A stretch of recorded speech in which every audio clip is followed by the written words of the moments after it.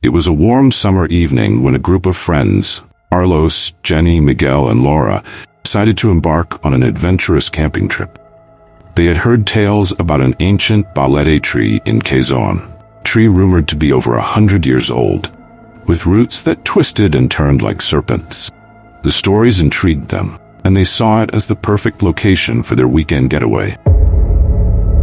They arrived at the site just before sunset, marveling at the grandeur of the balete tree. Its gnarled branches stretched high into the sky, and its thick roots snaked across the ground, creating natural arches. The air was filled with a sense of mystique, and the setting sun cast eerie shadows on the tree, making it seem almost alive. As night fell, they set up their tents near the tree and started a campfire.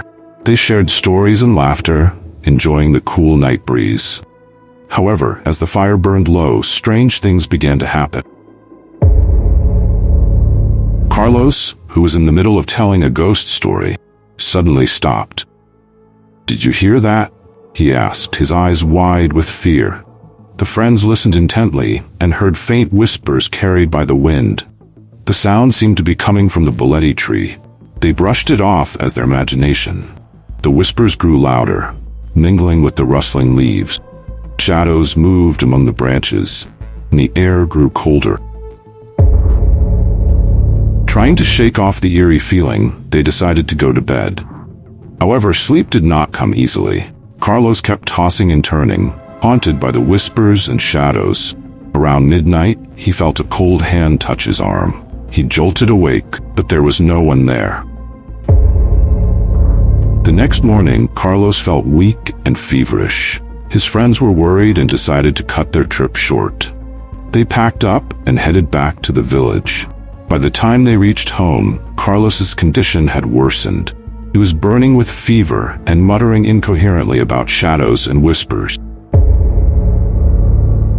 Desperate for answers, Jenny approached a local elder, Aling Rosa, who was known for her knowledge of the supernatural. Aling Rosa listened to Jenny's story with a grave expression. "The balete tree is home to restless spirits," she explained. "Those who disturb it are cursed. We must perform a cleansing ritual to save Carlos." Aling Rosa gathered the necessary items for the ritual: candles, herbs, and a special amulet. She instructed the friends to take Carlos back to the balete tree. Despite their fear, they had no choice but to trust her guidance. That night, they returned to the ominous tree, the atmosphere thick with dread. The wind howled as they stood beneath the balete tree. Aling Rosa lit the candles and began chanting ancient prayers, the flames flickering wildly. The whispers returned, louder and more insistent. Shadows danced among the branches and the air grew icy cold. As the ritual reached its climax, a deafening scream echoed through the forest. The shadows retreated and the whispers ceased. The air grew still and the coldness lifted. Carlos's convulsions stopped and his breathing steadied. Slowly, he opened his eyes, weak but alive. Aling Rosa finished the ritual and instructed them to leave immediately, warning them never to return to the balete tree. They helped Carlos to his feet and quickly made their way back to the village.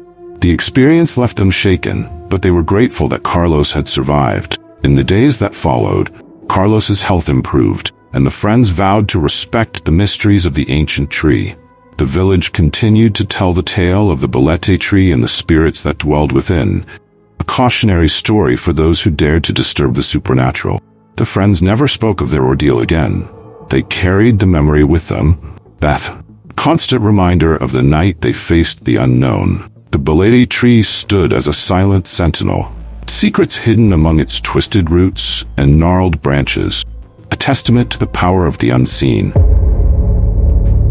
Thank you for joining us on this chilling journey. If you enjoyed this story and want to hear more eerie tales from Philippine folklore, don't forget to like, comment, and subscribe to Dilim Chronicles. Hit the bell icon so you never miss an update. Until next time, stay safe and always be aware of the unseen.